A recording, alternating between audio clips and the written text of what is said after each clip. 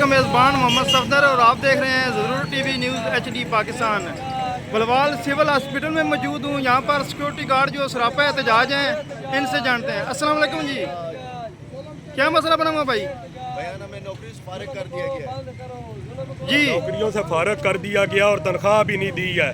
تنخواہ مانگی تھی اس کی سزا دی گئی ہے، ہمیں نوکریوں سے نکال دیا گیا ہے کہ اگر تنخواہ مانگنی ہے تو ہم آپ کو نکال دیں گے، اور انہوں نے نکال دیا ہے ہمیں تنخواہ کے بغیر، کہہ رہے ہیں کہ گھر چلے جاؤ ورنہ آپ کو تھانے میں دے دیں گے۔ جی یہ فیمیل ایک سیکورٹی گارڈ مجھے جی ہمیں نوکریوں سے نکال دیا گیا ہے۔ ریکویسٹ ہے کہ ہمیں نوکریوں پہ بحال کیا جائے، ہمارا کوئی اور ذریعہ آمدن نہیں ہے اس نوکری کے علاوہ۔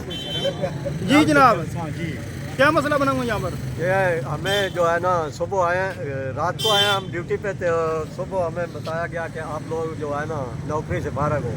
جی جناب، سر ہم صبح آئے ہیں تو ہمیں کہہ دیا کہ آپ نوکری سے فارغ ہو۔